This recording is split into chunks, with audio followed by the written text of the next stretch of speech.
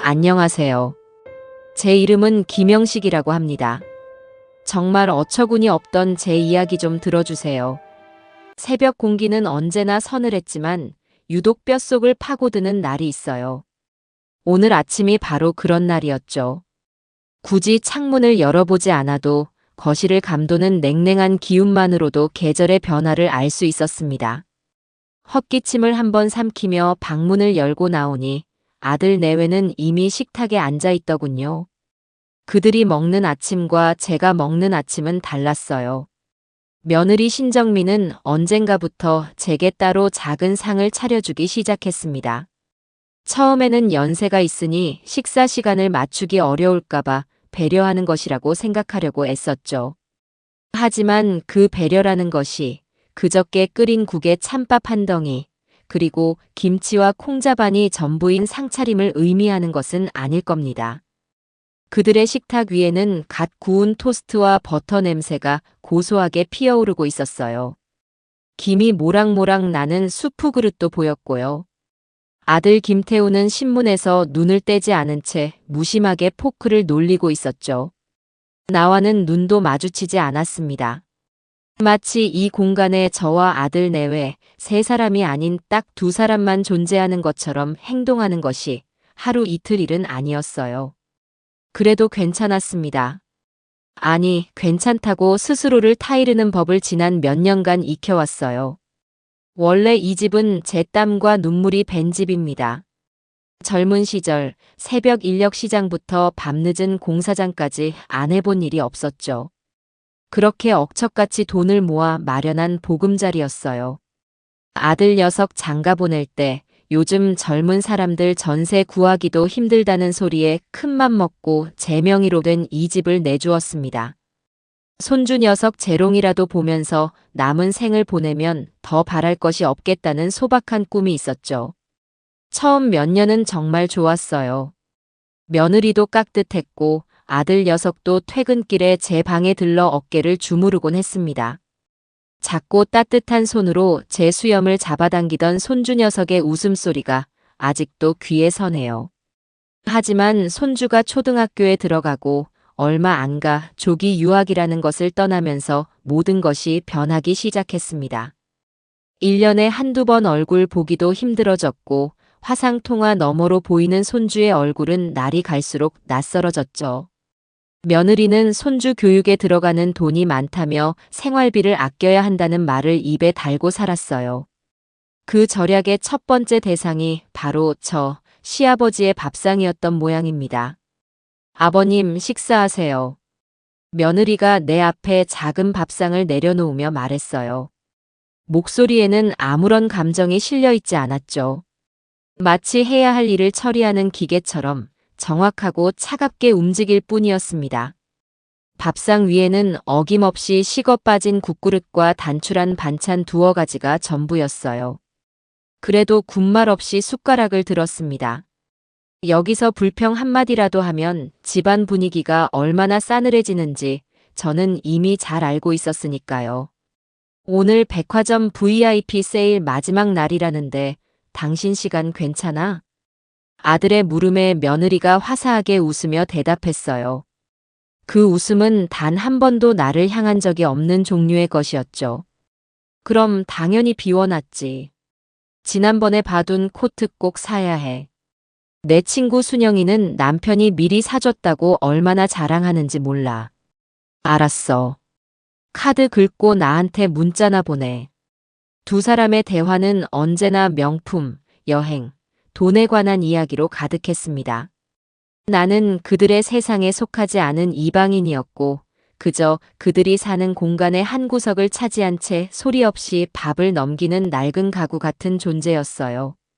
밥알을 씹는데 모래를 씹는 것처럼 서걱거렸습니다. 그래도 꾸역꾸역 넘겼어요. 기력이 있어야 이 냉랭한 집에서 하루라도 더 버틸 수 있을 테니까요. 그때였습니다. 목이 칼칼해지면서 참았던 기침이 터져나왔어요. 쿨럭쿨럭. 마른 기침 소리가 아침의 정적을 날카롭게 갈랐습니다. 순간 며느리의 얼굴이 싸늘하게 굳어지는 것을 똑똑히 봤어요. 마치 아주 더럽고 끔찍한 것을 본 듯한 표정이었죠. 그녀는 들고 있던 냅킨으로 코와 입을 가리며 미간을 찌푸렸습니다. 어머, 아버님. 감기세요? 걱정이 아닌 비난과 경계가 가득 담긴 목소리였어요. 아들 녀석은 그제야 신문에서 고개를 들고 나를 쳐다봤죠. 그의 눈빛 역시 귀찮음으로 가득 차 있었습니다. 요즘 감기 독하다던데. 병원이라도 다녀오셔야 하는 거 아니에요? 며느리가 덧붙이는 말에 나는 괜찮다고 손사래를 쳤어요. 아니다. 그냥 환절기라 목이 좀 칼칼한 게 전부야. 안 돼요. 집에 어른이 아프면 공기가 얼마나 나빠지는데요. 태우 씨, 당신도 옮으면 회사 일에 지장 생기잖아요. 아버님, 제발 병원 좀 다녀오세요. 그녀는 제발이라는 단어를 썼지만 그 안에는 조금의 애원도 담겨 있지 않았습니다. 오히려 어서 이 공간에서 사라져 달라는 무언의 압박처럼 느껴졌죠. 며느리는 자리에서 일어나 창문이란 창문은 다 열어젖히기 시작했어요. 쌀쌀한 아침 공기가 집 안으로 몰려 들어와 온몸에 소름이 돋았습니다. 아, 춥게 왜 이래. 아들이 투덜거리자 며느리가 날카롭게 쏘아붙였어요. 집에 병균이 가득할 텐데 환기라도 시켜야죠. 난 비염 있어서 감기 한 번 걸리면 얼마나 고생하는지 알면서 그래. 그러고는 보란듯이 소독용 스프레이를 가져와 거실 곳곳에 뿌리기 시작했습니다. 매캐한 알코올 냄새가 온 집안에 진동했어요. 그 모습에 밥맛이 뚝 떨어져 숟가락을 내려놓았습니다. 나는 이 집의 가족이 아니라 집안의 공기를 오염시키는 병균 덩어리 취급을 받고 있었던 거죠. 병원 가실 거면 택시 타고 다녀오세요. 아시죠? 전철이나 버스 타셨다가 다른 균까지 옮아오시면 정말 곤란해요. 며느리의 말은 비수처럼 날아와 가슴에 박혔습니다. 아들은 그저 못 들은 척 다시 신문으로 얼굴을 파묻을 뿐이었어요. 그 순간 깨달았습니다. 저 녀석은 더 이상 내 아들이 아니라는 것을요. 그는 이제 저 여자의 남편일 뿐이었죠. 나는 조용히 자리에서 일어나 내 방으로 들어왔습니다. 등 뒤로 소독 스프레이를 뿌리는 칙, 칙 소리가 들려왔습니다. 저녁이 되자 기침은 더 심해졌어요. 몸에 오한까지 들기 시작했죠. 따뜻한 물이라도 한 잔 마실까 싶어 방문을 열고 나가려는데 거실에서 며느리의 신경질적인 목소리가 들려왔습니다.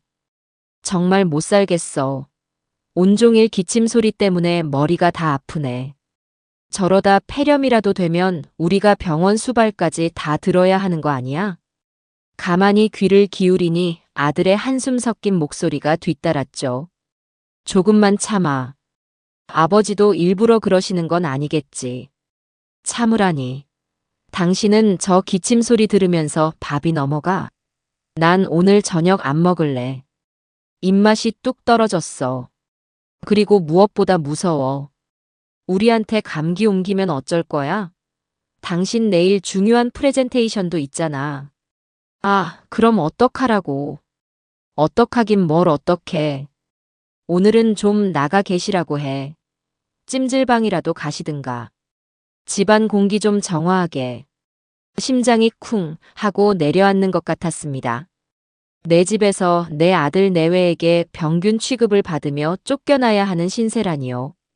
설마 아들 녀석이 제 어미의 말을 그대로 따르지는 않을 거라고 마지막 남은 한 조각의 기대를 붙잡고 있었습니다. 하지만 그 기대는 곧 산산조각이 났죠. 얼마 지나지 않아 방문을 두드리는 소리가 들렸고 아들이 머리를 긁적이며 들어왔습니다. 녀석은 차마 내 눈을 마주치지 못하고 헛기침만 해댔어요. 아버지, 저 드릴 말씀이 있는데요.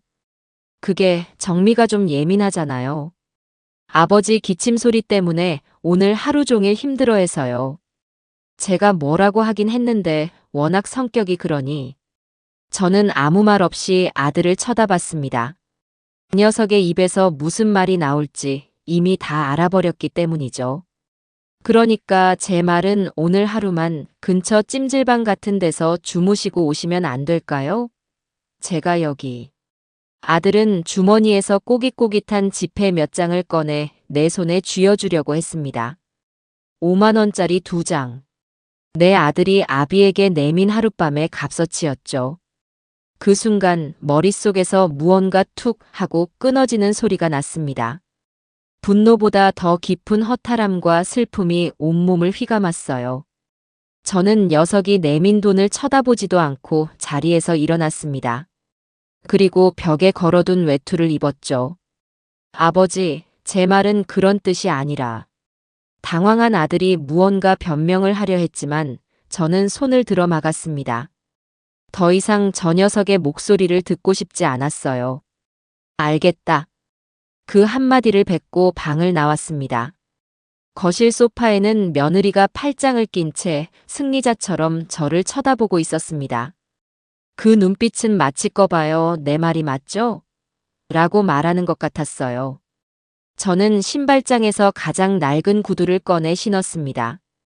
아들 녀석이 결혼할 때 좋은 날 신으라며 사준 번쩍이는 구두는 신발장 가장 안쪽에 놓여 있었지만 더 이상 그걸 신고 싶은 마음이 들지 않았죠. 현관문을 열고 밖으로 나섰습니다. 차가운 밤 공기가 폐부 깊숙이 들어왔어요. 뒤에서 아들이 아버지 하고 부르는 소리가 들렸지만 돌아보지 않았습니다.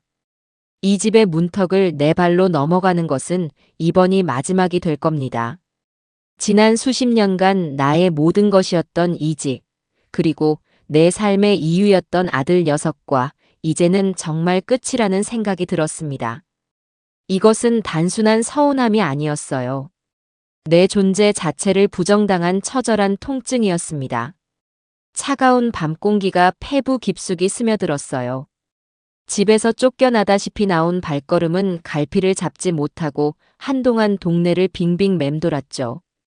익숙한 골목길, 가로등 불빛 아래 드러나는 낡은 담벼락. 이 모든 것이 어제와 같은 풍경인데도 오늘따라 지독하게 생경하게 느껴졌어요. 마치 평생을 살아온 고향이 아니라 아무런 연고도 없는 낯선 타양에 뚝 떨어진 기분이었습니다. 저 모퉁이를 돌면 아들 녀석이 어릴 적 친구들과 딱지치기를 하던 공터가 나오고 저쪽으로 10분만 걸으면 지금은 하늘에 있는 아내와 장을 보러 다니던 시장이 있었죠. 모든 곳에 우리의 시간이 먼지처럼 내려앉아 있는데 이제 그 어디에도 제가 머물 곳은 없다는 사실이 실감나지 않았어요. 한참을 걷다 보니 붉고 푸른빛을 번쩍이는 찜질방 간판이 시야에 들어왔습니다. 24시간 영업. 지금의 제게는 유일한 구원의 동아줄처럼 보였어요. 적이라면 일단 얼어붙은 몸이라도 녹일 수 있겠지요. 그리고 앞으로의 일을 생각할 아주 길고 괴로운 밤을 보낼 수 있을 겁니다.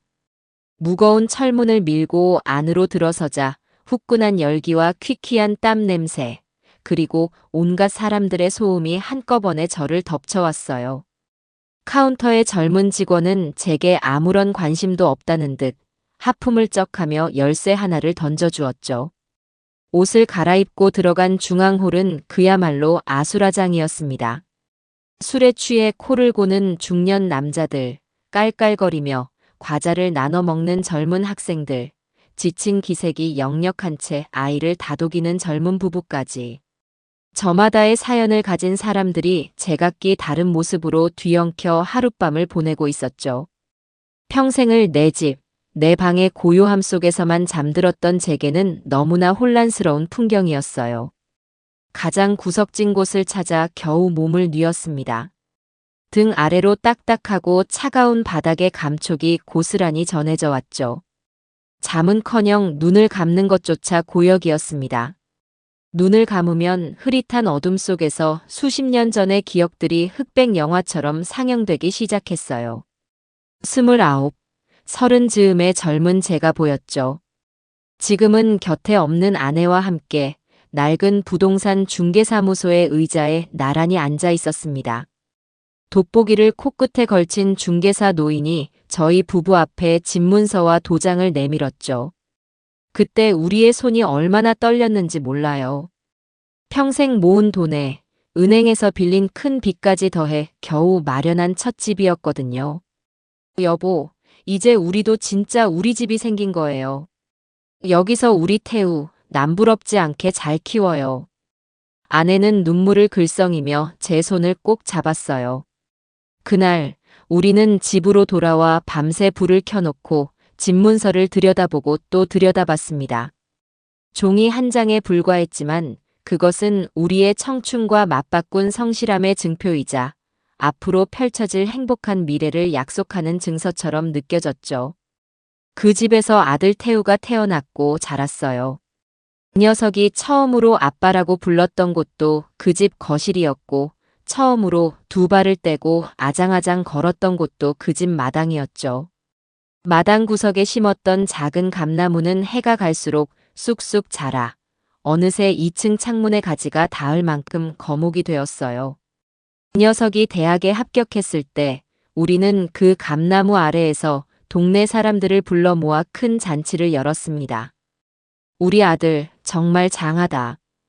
저는 목이 터져라 아들의 이름을 외쳤고 아내는 연신 눈물을 훔치며 웃고 있었죠. 그 모든 기쁨과 슬픔의 순간들을 그 집은 말없이 지켜봐 주었습니다. 그러다 태우가 결혼을 하고 손주가 태어났죠. 아내는 손주를 품에 안아보고는 소원이라도 이룬 듯 행복해했어요. 여보, 우리 이제 태우네랑 같이 사는 게 어때요? 이 집도 넓은데 우리가 작은 방 쓰고 안방은 아들 내외 쓰라고 하죠. 매일 우리 강아지 얼굴 보고 살면 얼마나 좋을까. 그게 아내의 마지막 소원이었습니다. 아내가 병으로 세상을 떠나고 저는 아내의 유언대로 아들 내외를 이 집으로 불러들였어요. 처음에는 정말 좋았죠.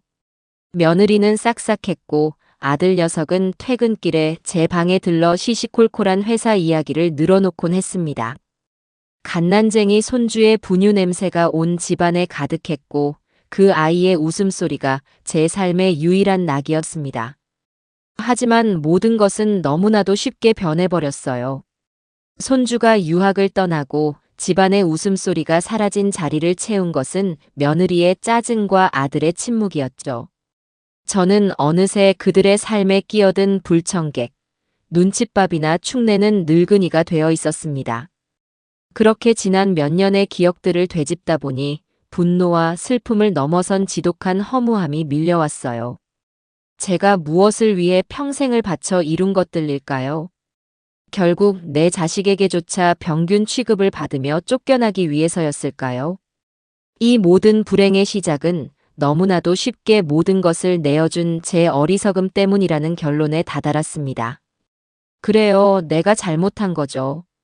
내 것을 지키지 못하고 내 노후를 자식의 선의에만 기댔던 제가 가장 큰 잘못을 한 겁니다. 그렇게 뜬 눈으로 밤을 지새우고 주변이 어렴풋이 밝아올 무렵이었어요. 웅웅거리는 진동 소리에 주머니 속 휴대폰을 꺼내 들었죠. 아들. 화면에 뜬 두 글자를 보는 순간 어젯밤의 그 서늘한 절망감이 다시 온몸을 휘감았어요. 받을까 말까 수십 번을 망설였습니다. 혹시라도 아주 작은 희망이지만 밤새 자신의 잘못을 뉘우치고 제게 용서를 구하려는 전화일지도 모른다는 기대를 참아버릴 수가 없었죠. 하지만 그 기대는 언제나 그랬듯 가장 잔인한 방식으로 부서졌습니다. 아버지, 밤새 별일 없으셨죠? 주무시는 데는 괜찮았어요? 수화기 너머로 들려오는 아들의 목소리는 진심 어린 걱정이 아니라 의무적으로 안부를 묻는 듯한 건조한 톤이었어요. 저는 아무 말도 하지 않았죠. 제 침묵의 녀석도 당황했는지 헛기침을 몇 번 하더니 본론을 꺼냈습니다. 아, 다름이 아니라요. 정미가 아무래도 아버지 건강이 걱정된다고 오늘 오전에 전문 방역 업체를 불러서 집안 전체 소독을 하기로 했어요. 아버지 쓰시던 방이랑 침구류는 물론이고 거실이랑 주방까지 싹 다요. 아무래도 소독약 냄새가 하루 정도는 가야 빠질 것 같아서. 그 말을 듣는 순간 저는 모든 것을 체념했어요. 아, 이 녀석은 정말 아니구나. 부모 자식 간의 마지막 남은 끝마저 제 손으로 잘라내는구나. 나를 걱정하는 것이 아니라 나의 흔적을 지우고 싶어 안달이 난 며느리의 성화에 못 이겨 아비에게 오늘도 집에 들어오지 말라고 통보하는 녀석에게 더 이상 무엇을 바랄 수 있을까요? 그래서 말인데요. 죄송하지만 오늘 하루만 더 밖에서 괜찮으시겠어요? 제가 필요한 돈은 바로 계좌로 넉넉하게 쏴드릴게요. 쏴준다는 표현이 제 가슴을 갈기갈기 찢어 놓았습니다. 저는 대답 대신 통화 종료 버튼을 눌렀어요.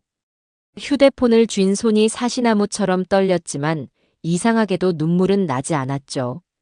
모든 감정이 사라지고 차갑고 단단한 결심만이 머릿속을 가득 채웠습니다. 이제는 정말 돌이킬 수 없어요. 자리를 털고 일어나 찜질방 구석에 있는 컴퓨터로 향했습니다.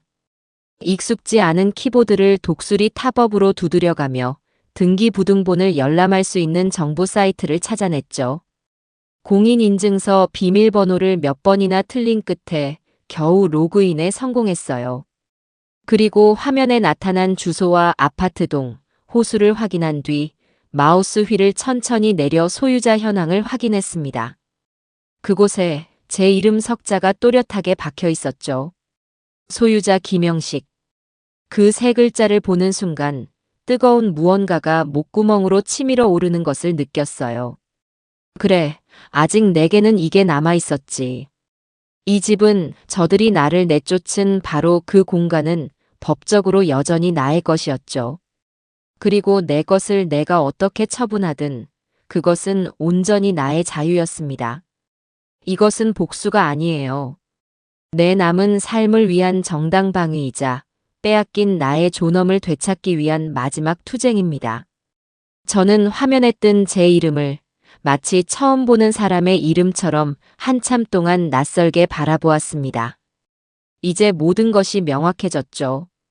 찜질방의 탁한 공기를 뒤로하고 밖으로 나오자 차갑지만 신선한 새벽 공기가 가슴을 파고들었어요. 밤새 저를 짓누르던 감정의 찌꺼기들이 씻겨나가는 기분이었죠. 근처 허름한 해장국집에 들어가 뜨끈한 콩나물 국밥 한 그릇을 시켰습니다. 혼자 밥을 먹는 것이 얼마만인지 모르겠어요. 늘 아들 내외의 눈치를 보며 혹은 그들이 남긴 반찬을 꾸역꾸역 넘기며 급하게 식사를 끝내곤 했으니까요. 오늘은 그럴 필요가 없었죠. 천천히, 아주 천천히 국밥 한 그릇을 전부 비웠습니다. 속이 따뜻해지니 비로소 정신이 제대로 돌아오는 것 같았어요. 든든하게 배를 채우고 나온 저는 동네에서 가장 번화한 사거리로 향했습니다. 그곳에는 대형 프랜차이즈 부동산 중개사무소가 위풍당당하게 자리를 잡고 있었죠. 통유리 너머로 보이는 사무실 안은 이른 아침부터 분주해 보였어요. 저는 잠시 밖에서 심호흡을 했습니다. 지금부터는 더 이상 어수룩하고 힘없는 늙은이로 보여서는 안 돼요. 내 재산을 당당하게 처분하러 온 집주인으로서 그에 걸맞은 태도를 보여야 했죠. 자동문이 열리고 안으로 들어서자 깔끔한 정장을 차려입은 젊은 직원이 깍듯하게 인사를 했어요. 그의 안내를 받아 상담석에 앉았습니다. 잠시 후 점장으로 보이는 중년 남자가 명함을 내밀며 제 앞에 앉았죠. 어르신, 어떤 일로 오셨는지요? 찾으시는 매물이라도 있으십니까? 그의 말투는 정중했지만 그의 눈빛은 저를 위아래로 훑으며 빠르게 값을 매기고 있다는 것을 알 수 있었어요. 아마 허름한 제 행색을 보고 작은 원룸 월세나 알아보러 온 노인네쯤으로 생각했겠죠. 저는 품 안에서 어제 출력해둔 등기부등본을 꺼내 테이블 위에 올려놓았습니다. 이 집을 팔려고 하오. 제 말에 점장은 무심코 서류를 집어들었죠. 그리고 주소를 확인하는 순간 그의 표정이 미세하게 굳어지는 것을 놓치지 않았습니다. 그는 서류와 제 얼굴을 몇 번이나 번갈아 쳐다보았어요. 믿기지 않는다는 표정이었죠. 우리 동네에서 가장 비싼 로열층 아파트였으니까요. 어르신께서 이 집의 소유주, 김영식 선생님 본인이 맞으십니까? 내 이름 석자도 못 읽는 거요? 제가 퉁명스럽게 쏘아붙이자 점장은 그제야 정신을 차린 듯 자세를 고쳐 앉았습니다. 그의 태도는 순식간에 공손함을 넘어 비굴함에 가까워졌어요. 아이고 회장님. 제가 큰 실수를 할 뻔했습니다. 정말 죄송합니다. 귀한 분께서 직접 이렇게 누추한 곳까지 찾아주실 줄은 몰랐습니다. 그는 직원을 시켜 가장 좋은 원두커피를 가져오게 하고는 제 앞에 바짝 다가앉아 목소리를 낮췄습니다. 그런데 회장님, 이렇게 귀한 매물을 어찌하여 처분하시려고 하시는지요? 혹시 자금 사정이? 그런 거 아니오. 내 인생 더 늦기 전에 좀 즐기다 가고 싶어서 그러오. 자식들한테는 비밀로 하고 이 집 정리한 돈으로 세계 일주라도 떠나볼까 생각 중이오. 아마존 정글도 가보고 아프리카 세렝게티 초원도 보고. 그래서 말인데 이 일을 아주 조용하고 신속하게 처리해 줄 수 있겠소? 미리 준비해 둔 이야기가 꽤 그럴듯하게 들렸던 모양이에요. 점장은 감탄과 부러움이 뒤섞인 표정으로 연신 고개를 끄덕였습니다. 과연 회장님은 스케일이 다르십니다. 걱정 마십시오. 저만 믿으시면 됩니다. 이 동네 부동산 시장은 제가 꽉 잡고 있으니 가장 좋은 조건으로 가장 빠르게 처리해 드리겠습니다. 자제분들께서 눈치채실 일 없도록 제가 밤낮으로 뛰겠습니다.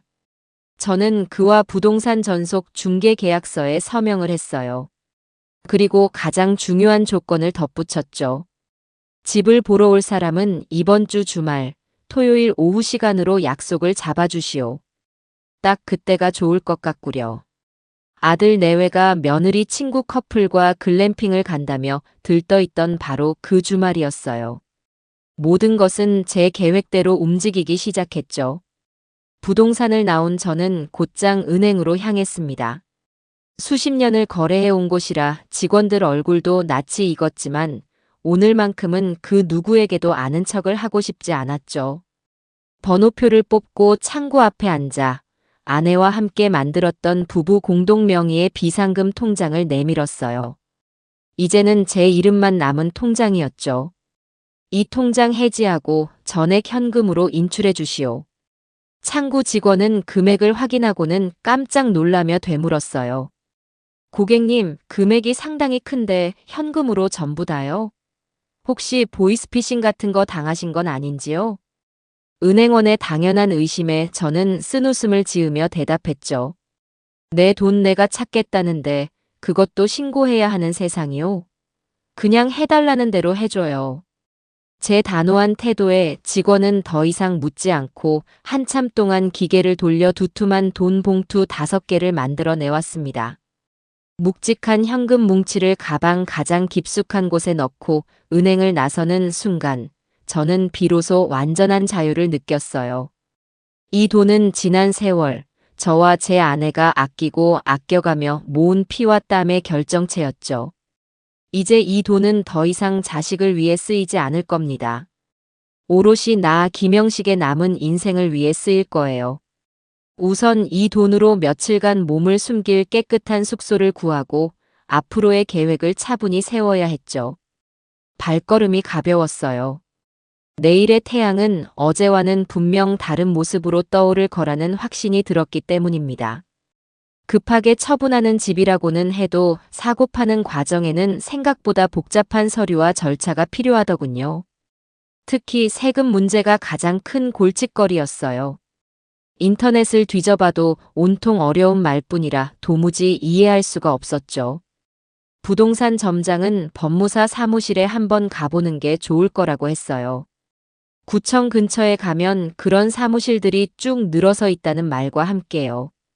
저는 다음 날 아침 일찍 버스를 타고 구청으로 향했습니다. 구청 주변은 온통 법무사, 세무사, 행정사 같은 간판들로 가득했어요. 어디로 들어가야 할지 몰라 한참을 망설였습니다. 너무 크고 번쩍이는 곳은 왠지 바가지를 쓸 것 같았고 너무 작은 곳은 실력이 없을 것 같았죠. 한참을 골목 안을 서성이다가 2층에 자리한 자그마한 법무사 사무실 간판 하나가 눈에 띄었어요. 왠지 모르게 저곳이라면 내 이야기를 잘 들어줄 것 같다는 이끌림이 있었죠. 삐걱거리는 계단을 올라 문을 열고 들어서니 사무실은 낡았지만 잘 정돈된 느낌을 주었어요. 서류 뭉치가 산더미처럼 쌓여 있었지만 그 나름의 질서가 잡혀 있었죠. 나이 지긋한 법무사 한 명이 두꺼운 법전을 들여다보고 있었고 그의 맞은편 책상에서 한 젊은 여직원이 컴퓨터 자판을 열심히 두드리고 있었습니다. 제가 들어선 것을 보고 먼저 자리에서 일어난 것은 젊은 여직원이었어요. 안녕하세요, 어르신. 어서 오세요. 밝고 상냥한 목소리였죠. 그녀는 저를 상담용 테이블로 안내하고는 따뜻한 율무차 한 잔을 타주었습니다. 저는 여기 사무원으로 일하는 박소희라고 해요. 무엇을 도와드릴까요? 26살쯤 되었을까? 똘망똘망한 눈빛이 무척 인상적인 아가씨였어요. 저는 주머니에서 등기부등본과 부동산 계약서 초안을 꺼내 조심스럽게 내밀었죠. 집을 팔려고 하는데 세금이며 뭐며 알아야 할 게 너무 많은 것 같아서. 소희 씨는 제가 내민 서류를 아주 꼼꼼하게 읽어 내려가기 시작했어요. 그녀의 눈빛은 한 글자도 놓치지 않겠다는 듯 진지했죠. 한참 동안 서류를 보던 그녀가 고개를 들고 환하게 웃으며 말했어요. 어르신 걱정 안 하셔도 되겠는데요. 이 집은 오랫동안 가지고 계셨고 다른 주택도 없으시니 양도소득세는 거의 안 내실 거예요. 비과세 대상이시거든요. 그녀는 복잡한 세법 조항들을 마치 동화책 이야기 들려주듯 제 눈높이에 맞춰 알기 쉽게 설명해 주었어요. 머리를 짓누르던 큰 돌덩이 하나가 쑥 내려가는 기분이었죠. 상담은 그걸로 충분했습니다. 고맙다고 인사하고 자리에서 일어나려는데 소희 씨가 저를 붙잡았어요. 어르신, 혹시 실례가 아니라면 여쭤봐도 될까요? 이 집을 파시고 나면 어디서 지내실 계획이세요? 그녀의 질문에는 단순한 호기심이 아니라 사람에 대한 진심 어린 염려가 담겨 있었습니다. 그 따뜻한 눈빛을 마주하는 순간 저도 모르게 경계심이 허물어졌어요. 아직 정하지 못했소. 그냥 조용한 곳에 작은 방이라도 하나 얻어야지. 제 대답에 소희 씨는 잠시 무언가를 골똘히 생각하더니 아주 조심스럽게 제안을 하나 건넸어요. 어르신, 괜찮으시다면 저희 사무실에 정식으로 사건을 위임하시는 건 어떠세요? 제가 어르신 대리인처럼 매매 계약부터 잔금 치르는 날까지 모든 과정을 함께하면서 꼼꼼하게 챙겨드릴게요. 그리고 새로 지내실 집을 구하는 것도요. 요즘 세상이 하도 험해서 어르신 혼자서 큰 돈을 들고 다니시거나 계약하시는 건 정말 위험해요. 전혀 생각지도 못한 제안이었죠. 아무런 연고도 없는 나를 무엇을 믿고 이렇게까지 도와주겠다는 걸까요? 아가씨가 나를 뭘 안다고 그런 소리를 하는 거예요? 내가 어떤 사람인 줄 알고. 그냥요. 저희 할아버지 생각이 많이 나서요. 항상 괜찮다, 괜찮다 하시면서 혼자 끙끙 앓으시다가 나중에 꼭 사기를 당하시거나 손해를 보셨거든요. 어르신께서 그런 일을 겪지 않으셨으면 좋겠어요. 법무사님께도 정식으로 말씀드리고 진행할 거니까 걱정 마세요. 그 말을 듣는데 울컥하고 뜨거운 것이 치밀어 올랐어요. 친아들 녀석에게조차 받지 못했던 위로와 걱정을 오늘 처음 만난 이 젊은 아가씨에게 받고 있었으니까요. 누군가 내 편이 되어준다는 것, 내 등을 기댈 곳이 있다는 것이 얼마나 큰 힘이 되는지 정말이지 까마득하게 잊고 살았습니다. 저는 더 이상 아무 말도 할 수 없었죠. 그저 고개를 천천히 끄덕이는 것으로 대답을 대신했어요. 그날부터 박소희라는 아가씨는 제게 단순한 법무사 사무실 직원이 아니었어요. 그녀는 나의 유일한 조력자이자 든든한 내 편이 되어주었죠.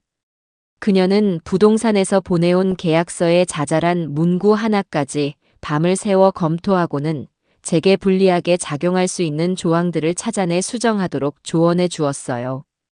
또 저와 함께 컴퓨터 앞에 나란히 앉아 제가 새로 살 집을 시간 가는 줄 모르고 함께 찾아주었죠. 어르신, 이 집 한번 보세요. 창문 밖으로 강이 보여요.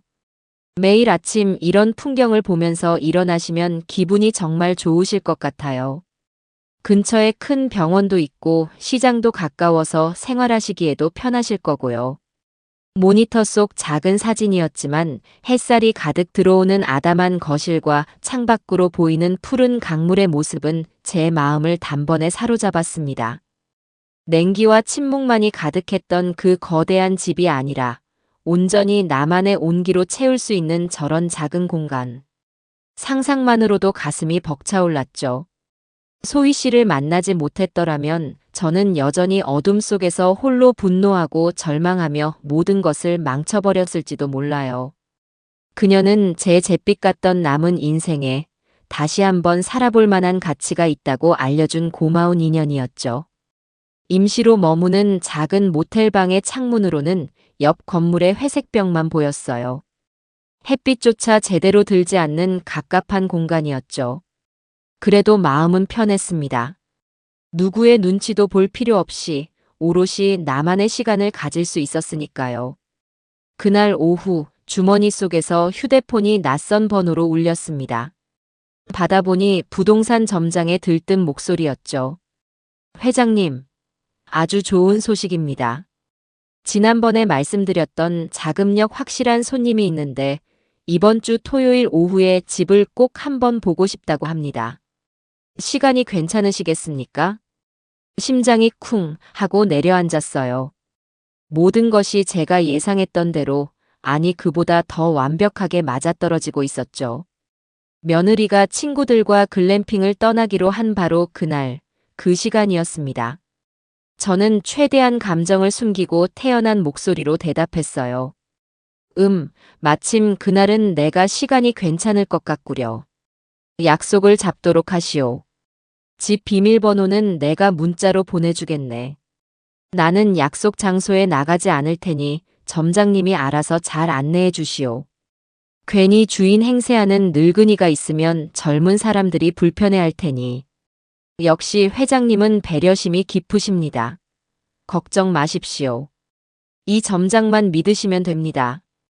제가 두 분이 안 계신 동안 집을 얼마나 소중히 다루셨는지 구석구석 정성이 가득한 명품 집이라는 것을 확실하게 보여드리겠습니다. 전화를 끊고 나서 한동안 허공을 멍하니 바라보았어요. 점장은 제가 아들 내외와 함께 사는 줄 알고 있었으니 당연히 두 분이 집을 비우는 것으로 생각했겠죠. 그리고 그 집이 명품인 것은 맞았어요. 다만 그 명품은 며느리의 값비싼 가구와 장식품 때문이 아니라 그 집을 짓고 가꾸기 위해 평생을 바친 저와 제 아내의 시간과 땀으로 만들어진 것이었죠. 바로 그때였어요. 아들 녀석에게서 전화가 걸려온 것은 혹시나 하는 마음에 받았지만 역시나 제 안부를 묻는 전화는 아니었어요. 아버지 잘 지내시죠? 다름이 아니라 집에 아버지 앞으로 온 우편물이 하나 와 있어서요. 무슨 보험회사에서 온 것 같은데 이거 어떻게 할까요? 그 녀석의 목소리 너머로 며느리의 크고 명랑한 목소리가 들려왔어요. 아마 스피커폰으로 통화를 하는 모양이었죠. 여보, 아버지한테 우리 주말에 글램핑 가는 거 말씀드려야지. 아버지, 저희 내일 친구네 커플이랑 글램핑 가요. 요즘 완전 유행이잖아요. 숯불에 고기도 구워 먹고 밤에는 불멍도 하고 완전 힐링 될 것 같아요. 힐링이라는 단어가 제 귀에 모처럼 날아와 박혔어요. 아비를 내쫓은 집에서 그들은 태평하게 주말 여행 계획을 세우고 있었던 거죠. 저는 아무 말 없이 숨을 죽이고 있었어요. 제 침묵을 긍정으로 받아들였는지 며느리는 한껏 들뜬 목소리로 수다를 이어갔습니다. 가서 입으려고 어제 백화점에서 산 새 옷이랑 신발, 오늘 택배로 다 왔잖아요. 당신이 사준 그 가방도 들고 가서 사진 예쁘게 찍어 올려야지. 친구들이 얼마나 부러워하겠어. 다 우리 아들, 우리 남편 덕분이지. 그렇죠, 아버지. 마치 제게 동이라도 구하듯 살갑게 물어오는데 소름이 돋을 지경이었어요. 이 위선과 가식을 언제까지 참아내야 하는 걸까요? 그 우편물은 그냥 거기에 두어라. 나중에 내가 알아서 할 테니. 제 차가운 목소리에 아들 녀석이 당황한 듯 말을 더듬었어요. 아, 네. 그럼 아버지, 주말 잘 보내시고요. 무슨 일 있으시면 전화 주세요. 전화를 끊자마자 저는 곧장 소희 씨에게 전화를 걸었습니다. 그리고는 딱 한마디만 했죠. 예정대로 진행해 주시오. 토요일 오후 약속된 시간이 되자 저는 모텔방 안을 초조하게 서성였습니다. 지금쯤 부동산 점장이 예비 구매자 부부를 데리고 집 안으로 들어갔을 테죠. 그들의 눈에는 무엇이 보일까요?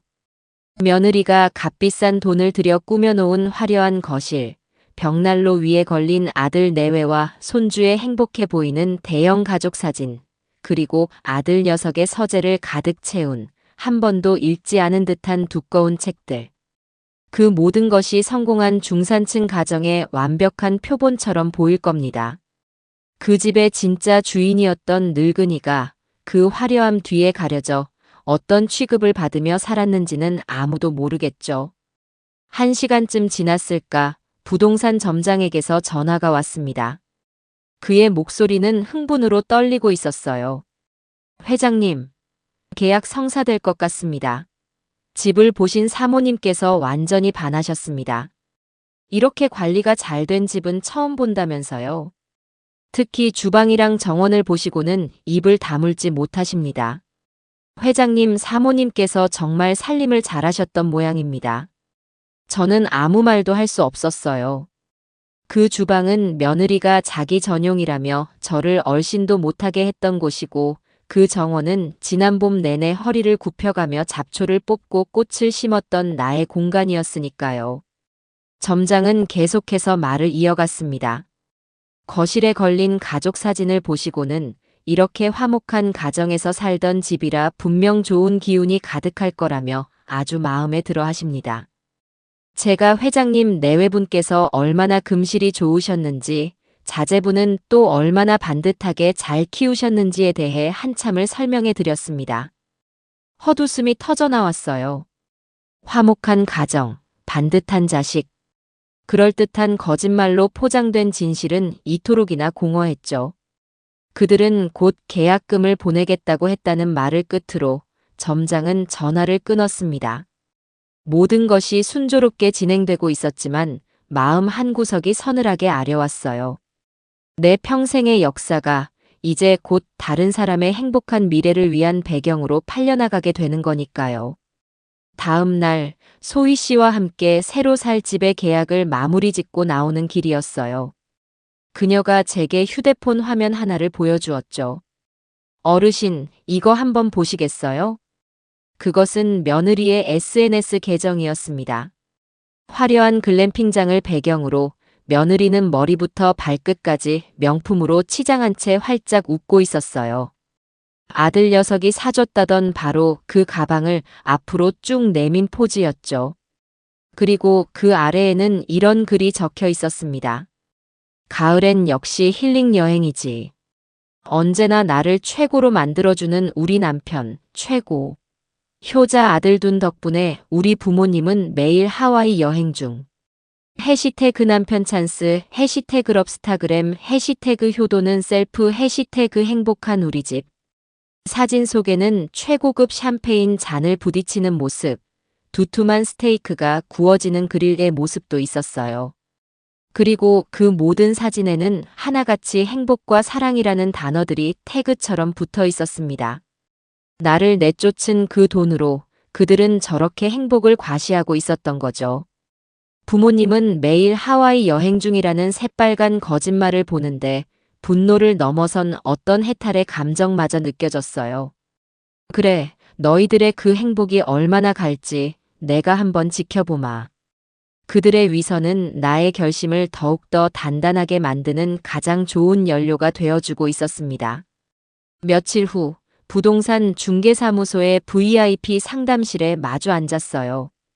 제 옆에는 소희 씨가 든든하게 자리를 지키고 있었고 맞은편에는 집을 사기로 한 젊은 부부가 약간은 상기된 표정으로 앉아 있었죠.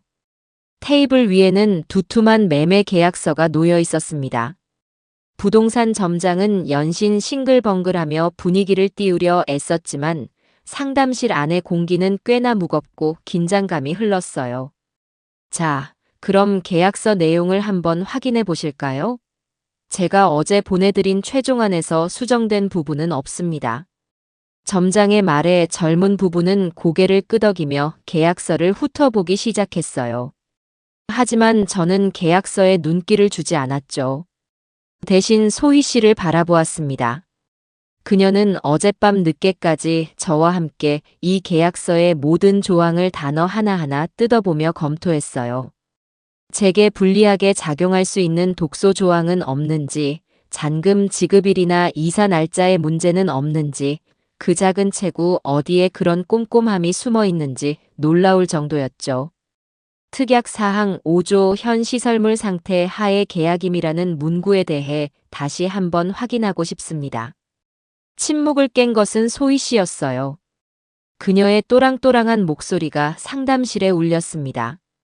현재 거주 중인 임차인, 그러니까 저희 어르신의 자제분 내외가 이사하면서 시설물을 고의로 훼손할 경우에 대한 책임 소재를 명확히 할 필요가 있습니다. 물론 그럴 분들은 아니라고 믿지만 계약은 언제나 최악의 상황을 가정해야 하니까요. 그녀의 예리한 지적에 부동산 점장과 젊은 부부의 얼굴에 잠시 당황한 기색이 스쳤어요. 점장은 이내 프로다운 미소를 지으며 대답했죠. 아, 물론입니다.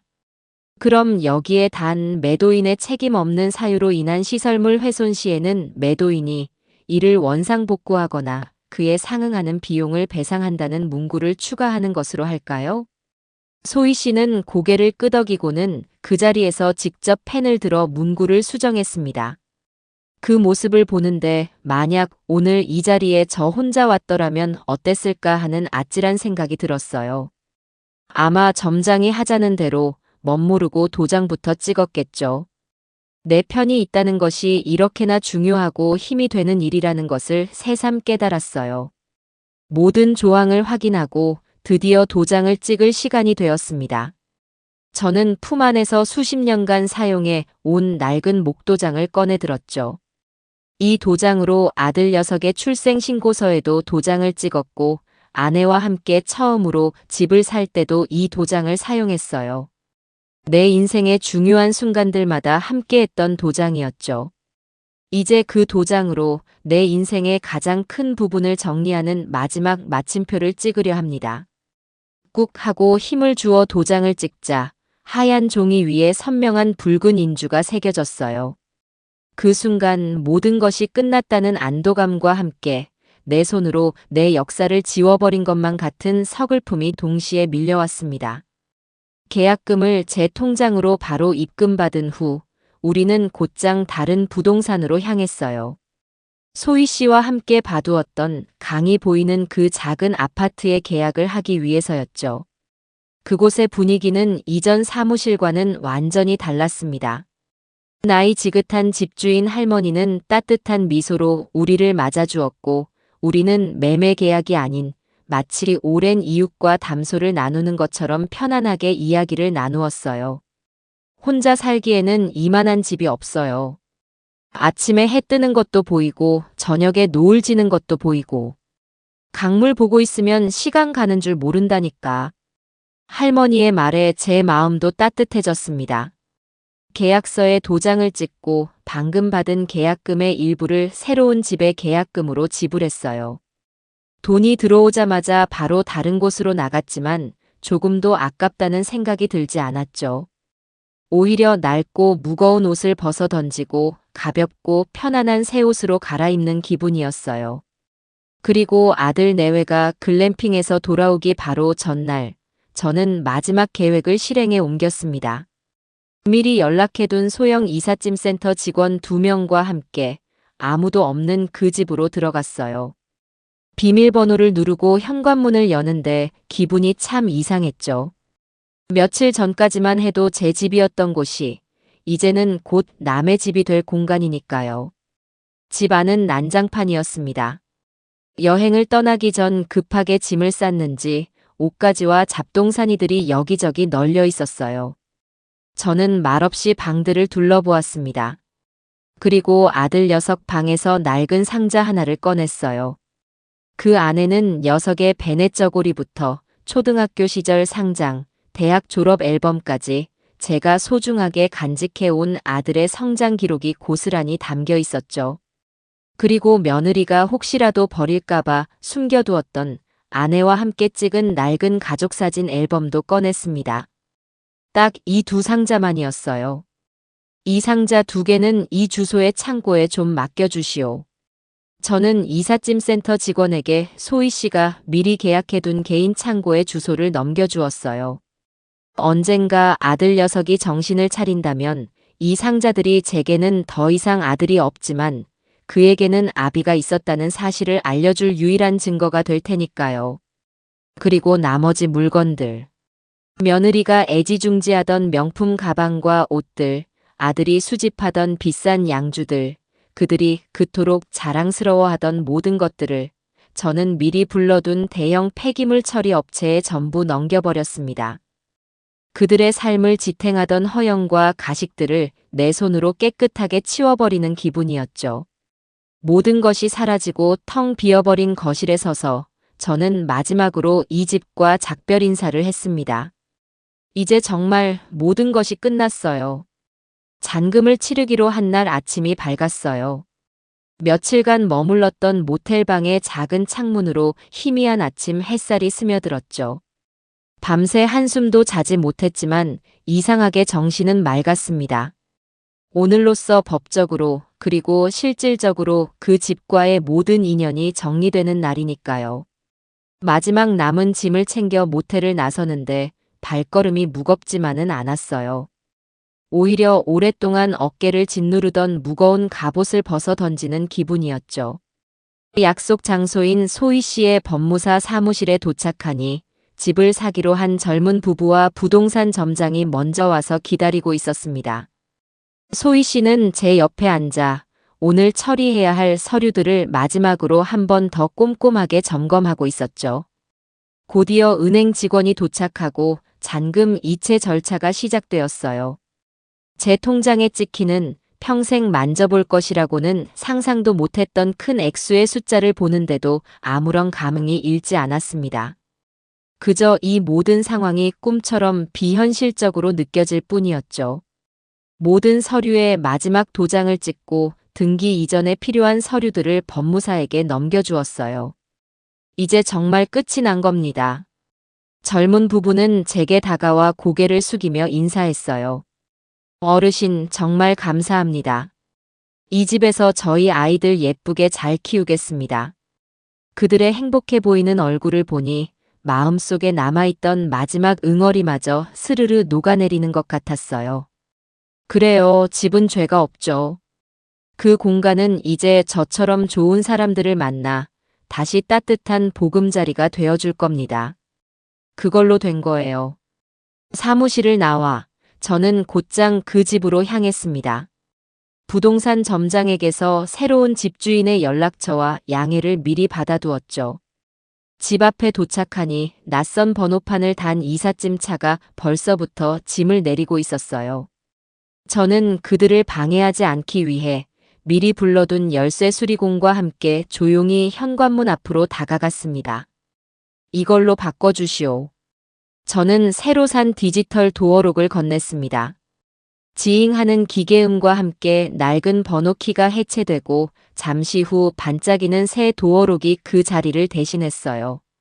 수리공은 제게 새로운 비밀번호를 설정하라고 했지만 저는 고개를 저었죠.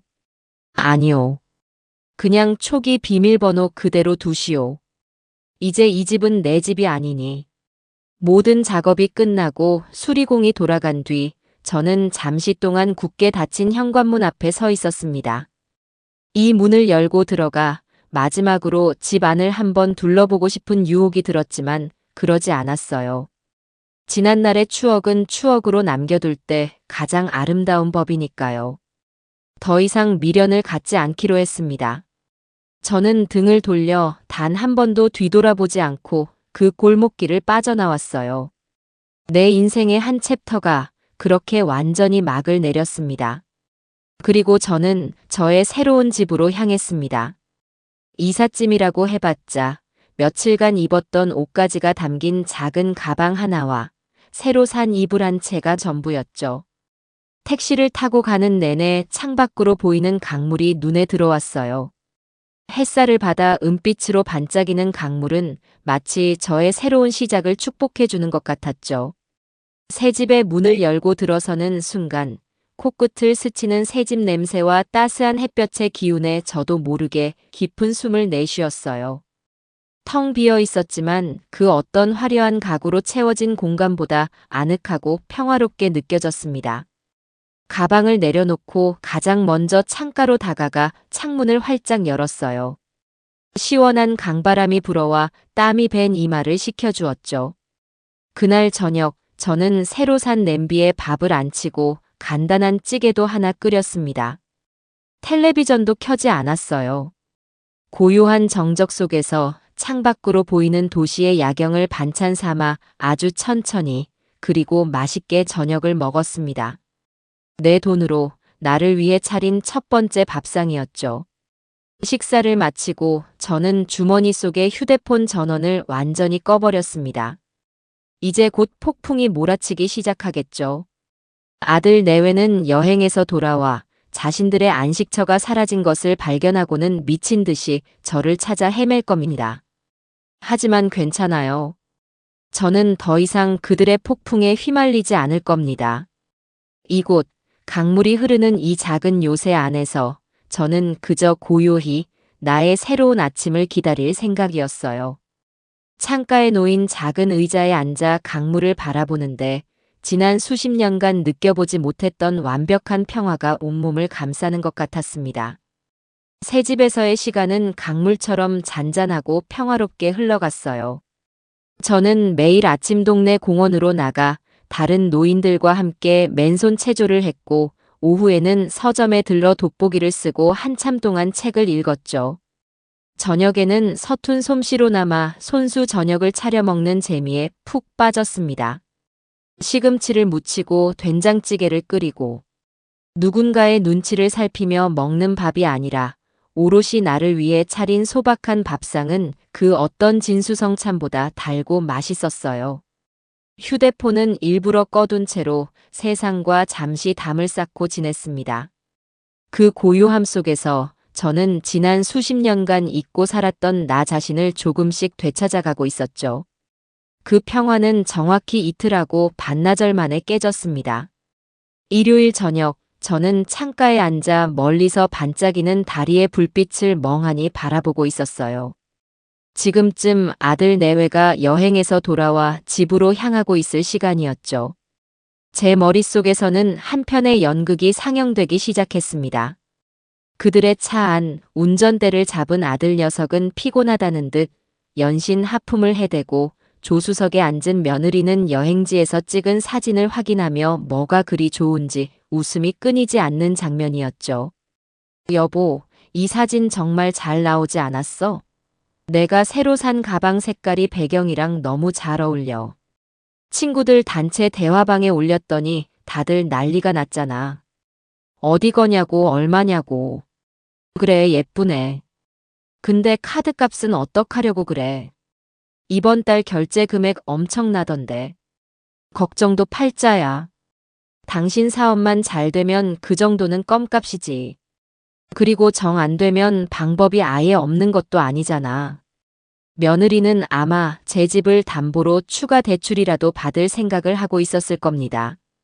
자신들이 딛고 선 땅이 언제 무너져 내릴지도 모르는 채 그들은 그렇게 아슬아슬한 허영의 성 위에서 태평하게 웃고 있었겠죠. 아파트 주차장에 차를 세우고 트렁크에서 명품 로고가 박힌 캠핑 장비들을 꺼내며 며느리가 투덜거렸을 겁니다. 아, 피곤해. 집에 가서 빨리 씻고 싶다. 그리고 마침내 그들은 자신들의 것이라고 믿어 의심치 않았던 현관문 앞에 섰을 테죠. 익숙하게 비밀번호를 누르는 아들의 손. 하지만 문은 삐비빅 하는 오류음만 낼 뿐 굳게 닫혀 있었을 겁니다. 어머, 뭐야? 왜 안 열려? 번호 바꿨어?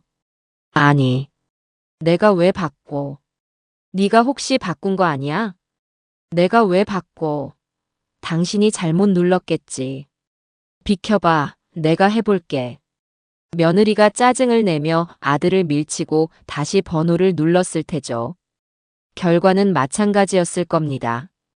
그들의 첫 반응은 분노나 절망이 아닌 사소한 기계 고장에 대한 짜증이었을 거예요. 아, 진짜. 하필이면 지금 고장나고 그래. 관리사무소에 전화해봐, 빨리. 며느리의 성화에 아들은 관리사무소에 전화를 걸었을 테고 저희는 세대 현관 도어록 문제에는 관여할 수 없습니다. 라는 차가운 답변만 돌아왔을 겁니다. 그때였겠죠. 집 안에서 불빛이 새어나오고 현관문이 안쪽에서 덜컥하고 열린 것은. 그리고 문 앞에는 생전 처음 보는 얼굴의 남자가 낯선 표정으로 서 있었을 겁니다. 저 누구신데 남의 집에. 아들의 말이 채 끝나기도 전에 며느리가 날카로운 목소리로 소리쳤을 거예요. 누구긴 누구야, 도둑놈이지. 여보, 뭐해? 당장 경찰에 신고 안 하고. 도둑이라니요. 말씀이 좀 심하시네요. 저희가 이 집의 새로운 주인입니다만. 새 집주인의 담담한 한마디. 그 한마디가 아들 내외에게는 세상이 무너지는 소리처럼 들렸을 겁니다. 뭐라고요? 주인? 말도 안 되는 소리 하지 마세요. 이 집 주인은 우리 시아버지 김영식이라고요. 네, 맞습니다. 바로 그 김영식 어르신께 저희가 정식으로 매입했습니다. 여기 매매 계약서도 있습니다. 확인해 보시죠. 새 집주인이 내민 서류 위에서 제 이름과 선명한 도장을 확인하는 순간 그들의 얼굴은 어떻게 변했을까요? 아마 하얗게 질린 채 아무 말도 하지 못하고 서로의 얼굴만 멍하니 쳐다보았을 겁니다. 현실을 부정하고 거대한 사기극에 휘말렸다고 생각했겠죠. 그리고 그 모든 분노의 화살은 당연하게도 제게로 향했을 겁니다. 월요일 아침, 저는 길고 깊었던 잠에서 깨어났어요. 더 이상 세상으로부터 도망치고 있을 수만은 없었죠. 이제 그들의 아우성을 마주할 시간이었습니다. 서랍 깊숙한 곳에 넣어두었던 휴대폰을 꺼내 전원을 켰습니다. 그러자마자 마치 죽은 듯이 잠잠하던 기계가 발작이라도 하듯 울리고 떨리기 시작했어요. 화면은 순식간에 수백 개의 알림으로 뒤덮였죠. 부재중 전화 82통. 새로운 문자 메시지 147개. 저는 심호흡을 한번 하고 가장 처음 도착한 문자부터 천천히 읽어내려갔습니다. 그것은 지난 36시간 동안 두 사람이 천국에서 지옥으로 떨어지는 과정을 생생하게 기록한 일기와도 같았어요. 아버지, 지금 집 앞에 이상한 사람들이 있어요. 자기들이 집주인이래요. 이게 어떻게 된 건지 빨리 설명 좀 해주세요. 전화 왜 안 받으세요? 아버지 사기당하신 것 같아요. 빨리요. 저희 지금 집에도 못 들어가고 있어요. 지금 우리한테 무슨 짓을 한 거예요? 어떻게 우리 상의도 없이 집을 팔아요? 이거 엄연한 범죄예요. 당장 나타나지 않으면 우리도 가만 안 있어요. 아버지, 제발요. 저희가 뭘 그렇게 잘못했어요.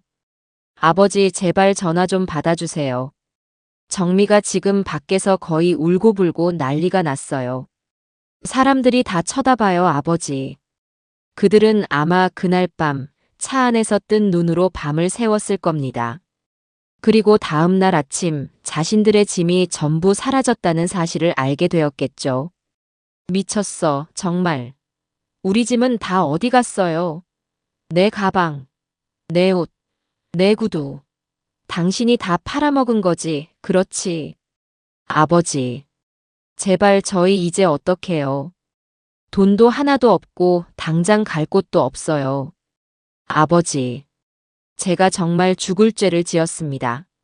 아버지가 그렇게 싫어하시던 거 정미랑 상의해서 다 버릴게요. 제발 제발 저희 좀 살려주세요. 문자는 거기서 끝이 아니었어요. 그 후로도 수십 개의 애원과 협박, 그리고 욕설이 뒤섞인 문자 폭탄이 쏟아져 들어왔죠. 저는 그 모든 것을 마치 신문 기사를 읽듯 무덤덤한 표정으로 읽어내려갔습니다. 그리고 마지막 문자를 확인한 뒤 휴대폰을 조용히 테이블 위에 내려놓았죠. 마음속은 그 어떤 파문도 잃지 않는 고요한 호수와 같았어요. 이제 그들이 찾아올 차례였습니다. 예상대로 그들이 제 새 주소를 알아내는 데는 그리 오래 걸리지 않았습니다. 수요일 오후 고요한 집 안을 뒤흔드는 날카로운 초인종 소리가 들려왔어요. 저는 인터폰 화면으로 그들의 모습을 확인했습니다. 불과 며칠 만에 지옥을 경험한 사람들의 얼굴이었죠. 헝클어진 머리, 퀭한 눈, 원망과 분노로 일그러진 표정. 저는 아주 차분히 현관문을 열어주었습니다. 아버지, 아버님. 문이 열리자마자 아들의 울음 섞인 목소리와 며느리의 악에 바친 고함이 동시에 터져나왔어요. 며느리는 당장이라도 제 멱살을 잡을 것처럼 달려들었지만 그나마 이성이 남아있던 아들이 그녀의 허리를 끌어안고 겨우 말렸죠. 어떻게 우리한테 이럴 수가 있어요? 우리가 뭘 그렇게 잘못했다고 길바닥에 나앉으라는 거예요? 이게 사람이 할 짓이에요? 며느리는 온몸을 부들부들 떨며 울부짖었어요. 아파트 복도에 그녀의 울음소리가 섬뜩하게 울려 퍼졌습니다. 우선 들어오너라. 여기서 소란 피우면 이웃들에게 피해만 줄 뿐이다. 저는 두 사람의 격한 감정에 조금도 휘말리지 않고 차분한 목소리로 말했어요. 제 평온한 태도가 오히려 그들을 당황하게 만든 것 같았죠. 두 사람은 잠시 머뭇거리더니 마지못해 집 안으로 들어섰습니다. 그리고는 자신들이 방금 전까지 머물렀던 지옥과는 너무나도 다른 밝고 아늑한 집의 풍경에 할 말을 잃은 듯 잠시 주변을 두리번거렸어요. 거기 앉아라. 제가 소파를 가리켰지만 며느리는 거부하며 꼿꼿이 서서 저를 노려봤습니다. 아들 녀석만 힘없이 소파에 주저앉았죠. 됐어요. 지금 한가하게 앉아있을 시간 없어요. 당장 이 집 판 돈 내놓으세요. 안 그러면 우리도 변호사 선임해서 소송 거는 수밖에 없어요. 소송? 무슨 소송? 당연히 재산 분할 소송이죠. 저희가 아버지를 몇 년이나 모셨는데 당연히 저희 몫이 있는 거 아니에요? 법이 그렇게 우습게 보여요? 저는 며느리의 협박에 아무런 대꾸도 하지 않고 조용히 부엌으로 걸어가 찬물을 올렸습니다. 보글보글 물 끓는 소리가 며느리의 날카로운 목소리와 기묘한 대조를 이루었죠. 지금 뭐 하시는 거예요? 내 말이 말 같지 않아요?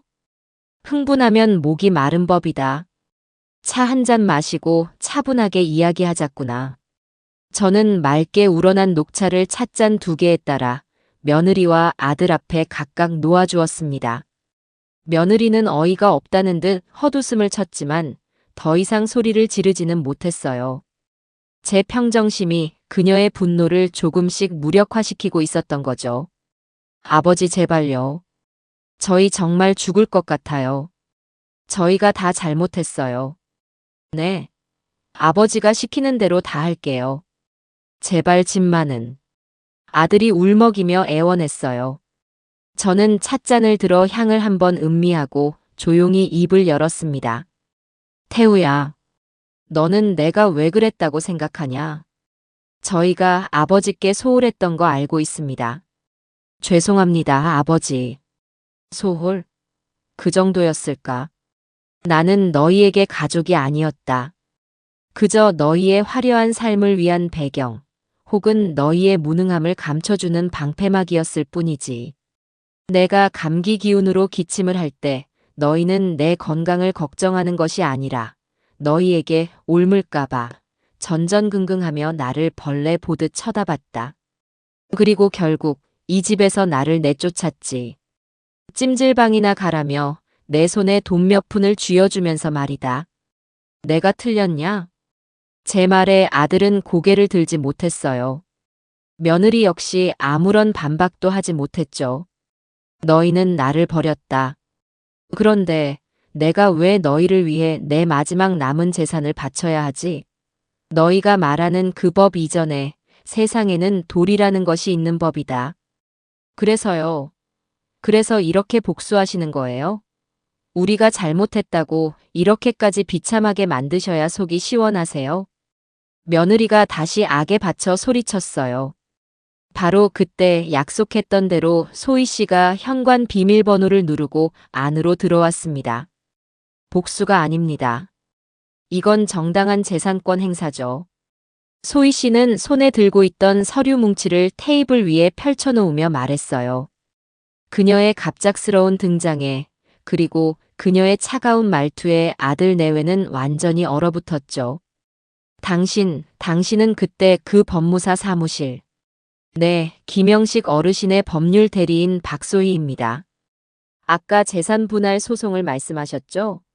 민법 제840조를 근거로 혼인 파탄의 책임이 있는 유책 배우자는 이혼 및 재산 분할을 청구할 수 없듯이 부양의 의무를 현저히 해태한 자녀가 부모에게 재산을 요구할 권리는 그 어디에도 없습니다. 오히려 저희 쪽에서 어르신을 기만한 것에 대해 사문서 위조 및 사기 혐의로 형사고발을 검토할 수도 있는 상황이고요. 소희 씨는 그들이 집을 담보로 불법 대출을 받은 내역서까지 꺼내 보였어요. 그것을 보는 순간 아들 내외의 얼굴은 새하얗게 질리다 못해 잿빛으로 변해갔습니다. 모든 것이 끝났다는 것을 그들도 깨달았겠죠. 저는 자리에서 일어나 작은 창고 열쇠 하나를 테이블 위에 올려놓았습니다. 너희들의 과거는 저 상자 안에 들어있다. 하지만 너희의 미래는 저 안에 없지. 이제부터는 너희들 힘으로 직접 만들어 가거라. 그것이 내가 너희에게 주는 마지막 가르침이다. 그리고 저는 현관문을 활짝 열었습니다. 더 이상 볼 일이 끝났다는 뜻이었죠.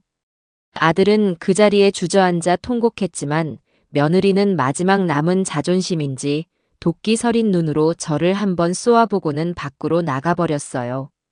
아들도 곧 아내를 따라 비틀거리며 집을 나섰습니다. 저는 그들의 뒷모습을 향해 굳게 문을 닫았습니다. 쾅 하는 소리와 함께 길고 길었던 악연이 마침내 끝나는 소리가 들렸습니다. 그들이 폭풍처럼 휩쓸고 간 후 집 안에는 다시 깊은 고요가 찾아왔어요. 저는 며칠 동안 알아누웠습니다. 몸이 아픈 것이 아니라 마음이 아팠죠. 제 손으로 자식과의 연을 끊어냈다는 사실이 아무리 애써 외면하려 해도 무거운 돌덩이처럼 가슴을 짓눌렀습니다.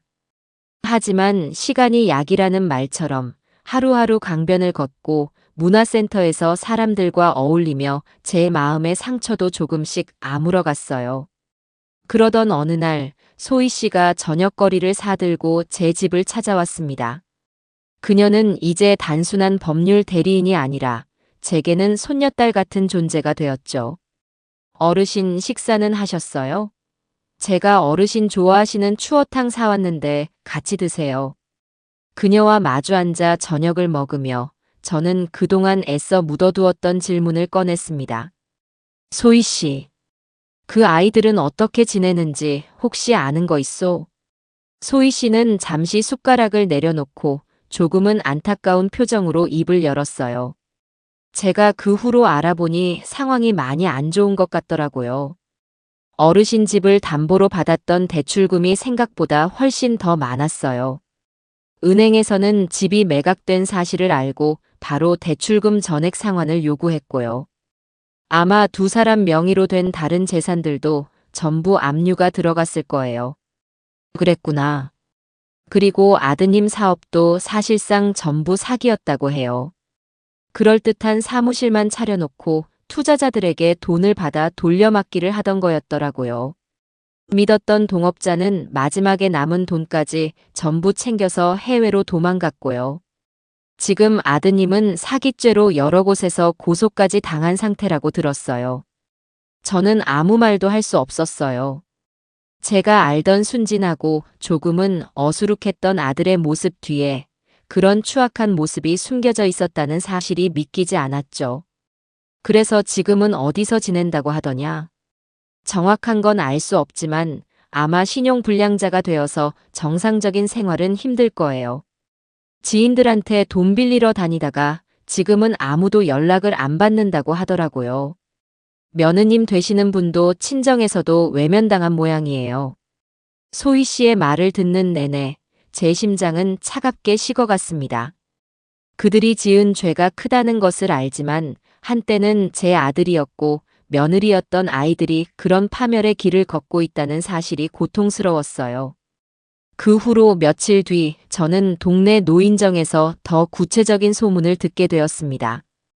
저와 함께 장기를 두던 최 노인이 제가 살던 동네에서 배달 일을 하는 손자에게서 들은 이야기라며 혀를 끌끌 차며 말했죠. 김영감, 그 아들 내외 말이야. 아주 꼴이 말이 아니게 됐더군.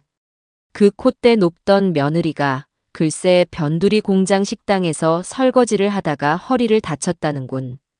아들 녀석은 낮에는 막노동하고 밤에는 대리운전 뛰면서 빚 갚고 있다는데 워낙 빚이 많아서 어림도 없다는 거야. 사람들이 그러더군. 자기들 분수도 모르고 허영에 들떠서 살더니 꼴 좋다고. 근데 말이야, 나는 그 말 들으면서도 마음이 영 좋지만은 않더라. 아무리 그래도 자식이 망가지는 걸 보고 좋아할 부모가 어디 있겠어. 최 노인의 마지막 말이 제 가슴을 후벼 팠습니다. 그날 저는 장기판을 끝까지 마무리하지 못하고 자리에서 일어났어요. 집으로 돌아오는 내내 머릿속이 복잡했죠. 저는 정말 잘한 것일까요? 이것이 최선이었을까요? 그날 밤 저는 잠을 이루지 못하고 뒤척이다가 외투를 걸치고 밖으로 나왔습니다. 그리고는 무언가에 이끌린 듯 택시를 타고 그들이 살고 있다는 변두리 동네로 향했어요.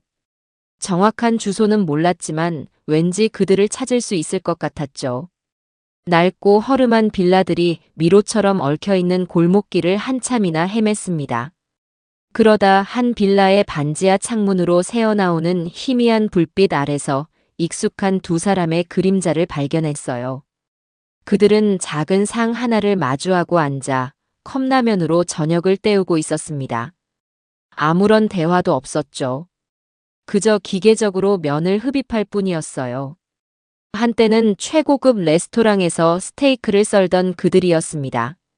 며느리는 문득 고개를 들더니 소리 없이 눈물을 뚝뚝 흘리기 시작했어요. 아들은 그런 아내를 그저 멍하니 바라볼 뿐 아무런 위로도 건네지 못했죠. 그들의 화려했던 성은 이제 한 줌의 재도 남기지 않고 완전히 무너져 내린 겁니다. 저는 차마 그들에게 다가가지 못하고 어두운 골목길에 숨어 그 모습을 한참 동안 지켜보았어요. 분노도 연민도 그 어떤 감정도 느껴지지 않았습니다. 그저 지독한 허무함만이 온몸을 휘감을 뿐이었죠. 저는 그들을 파멸시킨 것이 아니었어요. 그들은 스스로를 파멸시킨 겁니다. 저는 그저 그들이 기생하고 있던 썩은 동아줄을 끊어냈을 뿐이죠. 저는 조용히 등을 돌려 그 골목을 빠져나왔습니다. 이제 정말로 제 인생에서 그들을 완전히 지워내야 할 시간이었습니다. 자식을 향한 마지막 문을 닫고 난 후 제게는 길고 혹독한 마음의 겨울이 찾아왔어요. 텅 빈 집 안에서 홀로 보내는 시간은 때로는 칼날처럼 날카롭게, 때로는 솜처럼 무겁게 저를 짓눌렀죠. 하지만 얼어붙은 강물 아래에서도 봄은 조용히 준비되는 법입니다. 제 곁을 묵묵히 지켜준 소희 씨와 새로 인연을 맺게 된 동네 사람들이 얼어붙은 제 마음에 따뜻한 온기를 불어넣어 주기 시작했어요. 어느 맑은 가을날, 저는 소희 씨와 함께 동네에서 가장 큰 노인복지관을 찾아갔습니다. 집을 정리하고 남은 돈의 일부를 저보다 더 어렵고 외로운 어르신들을 위해 쓰는 것이 옳다고 생각했기 때문이죠. 이것은 단순한 기부가 아니라 제 삶의 방향을 바로 세우는 의식과도 같은 것이었어요. 어르신, 정말 괜찮으시겠어요? 적은 돈이 아닌데. 차 안에서 소희 씨가 걱정스러운 듯 물었어요. 저는 창밖을 바라보며 담담하게 대답했죠. 그 돈은 내 손에 오래 쥐고 있을수록 나를 병들게 할 뿐이요. 원래 있어야 할 좋은 곳으로 흘려보내는 것뿐이야. 그래야 내 마음의 빚도 조금이나마 덜 수 있을 것 같고. 복지관의 관장님은 제 갑작스러운 방문에 어리둥절해하면서도 저희를 따뜻하게 맞아주었습니다. 저는 관장님의 안내를 받아 복지관 구석구석을 둘러보았어요. 낡은 시설, 부족한 일손 속에서도 그곳의 어르신들은 서로 의지하며 밝은 웃음을 잃지 않고 계셨죠. 점심시간이 되자 수십 명의 어르신들이 무료 급식을 먹기 위해 길게 줄을 서는 모습을 보았습니다. 그 행렬 속에서 저는 문득 제 아들 녀석의 텅 빈 눈동자를 떠올렸어요. 풍족함 속에서도 영혼이 굶주렸던 그 아이와 가난 속에서도 온기를 나누는 이분들의 모습이 겹쳐지면서 가슴 한구석이 아려왔습니다. 저는 그 자리에서 어르신들의 겨울나기를 위한 난방비와 급식의 질을 높이기 위한 식자재비로 써달라며 준비해 간 봉투를 건넸어요. 관장님은 제 손을 붙잡고 몇 번이고 고맙다고 고개를 숙였죠. 오히려 부끄러운 것은 저였습니다. 작은 나눔으로 이렇게나 큰 감사를 받게 되다니요. 복지관을 나서는데 등 뒤로 쏟아지는 어르신들의 따뜻한 박수 소리에 저도 모르게 눈시울이 뜨거워졌습니다. 돌아오는 길에 저는 소희 씨에게 또 다른 봉투 하나를 건넸어요. 이건 아가씨에게 주는 내 선물이요. 네. 어르신, 저한테는 아무것도 안 해주셔도 괜찮아요. 정말이에요. 선물이 아니라 투자라고 해두지. 아가씨의 빛나는 미래를 위한 나의 첫 번째 투자. 얼마 전에 들으니 아직도 학자금 대출이 많이 남아있다고 하지 않았소? 이걸로 다 갚아버리고 이제는 빚 걱정 없이 훨훨 날아오르시오. 봉투 안에는 그녀의 남은 학자금 대출 원금을 훌쩍 넘는 액수의 돈이 들어있었습니다. 그녀는 손사래를 치며 극구 사양했지만 저는 단호했어요. 이건 내가 아가씨에게 진 마음의 빚을 갚는 것이기도 하오. 아가씨가 아니었다면 나는 여전히 어둠 속에서 홀로 분노하며 망가져가고 있었을 게야. 그러니 군말 말고 받으시오. 이건 명령이야. 제 고집에 소희 씨는 결국 눈물을 글썽이며 봉투를 받았습니다. 그녀는 한참 동안 아무 말도 하지 못하고 그저 어깨를 들썩이며 울기만 했죠. 그 눈물은 그녀가 그동안 홀로 감당해왔을 삶의 무게를 조금이나마 덜어냈다는 안도의 눈물이었을 겁니다. 저는 묵묵히 그녀의 어깨를 토닥여 주었어요. 누군가에게 이토록 큰 기쁨과 위로를 줄 수 있다는 사실이 제게는 더 큰 기쁨으로 다가왔습니다. 그 후 제 삶에는 새로운 도전이 시작되었어요. 노인복지관에 갔을 때 많은 어르신들이 스마트폰 사용을 어려워하는 것을 보았거든요. 저 역시 마찬가지였고요. 그래서 동네 문화센터에서 열리는 어르신 스마트폰 교실에 등록했습니다. 처음에는 손가락만 한 화면 속 작은 글씨들과 외계어 같은 용어들 때문에 고생도 많이 했죠. 어르신, 그건 와이파이 버튼이 아니라 데이터 버튼이에요. 그거 계속 켜놓으시면 요금 폭탄 맞으세요. 젊은 강사의 외침에 교실 안의 노인들은 다 함께 웃음을 터뜨렸어요. 저 역시 얼굴이 빨개졌지만 창피하지는 않았습니다. 모르는 것을 배우는데 나이가 무슨 상관일까요? 저는 누구보다 열심히 수업을 들었고 쉬는 시간에도 강사님을 붙잡고 질문을 쏟아냈죠. 그러다 스마트폰으로 동영상을 찍고 간단하게 편집하는 법까지 배우게 되었어요. 제가 찍은 첫 작품은 저희 집 베란다에서 바라본 해 진력강의 풍경이었습니다. 서툴게 자막도 넣어보고 배경음악도 깔아보았죠.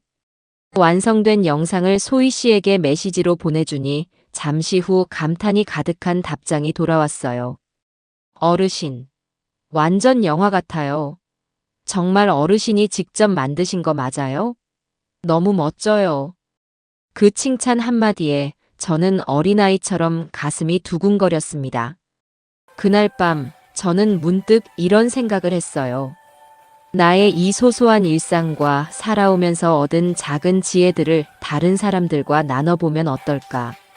손주에게 들려주지 못했던 옛날 이야기, 젊은 사람들에게는 알려주고 싶은 인생의 교훈 같은 것들을 영상으로 만들어서 말이에요. 유튜브라는 것이 바로 그런 것이라고 들었습니다. 새로운 세상과 소통하는 창구. 제 인생의 마지막 장을 그렇게 한번 장식해보는 것도 나쁘지 않겠다는 생각이 들었죠. 새로운 목표가 생기자 제 삶은 더욱 활기로 가득 찼습니다.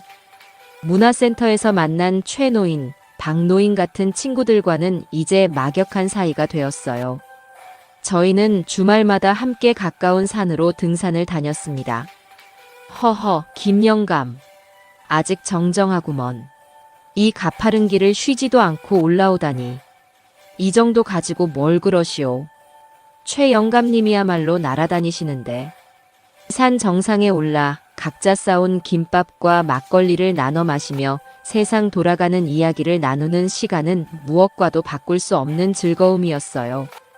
땀 흘리고 마시는 막걸리 한 사발에 세상의 모든 시름이 다 씻겨나가는 기분이었죠. 우리는 서로의 아픈 과거를 묻지 않았습니다. 그저 지금 함께하는 이 순간의 즐거움과 앞으로 살아갈 날들의 건강을 이야기할 뿐이었죠. 고독한 섬이었던 저는 어느새 우리라는 따뜻한 군도에 속하게 된 겁니다.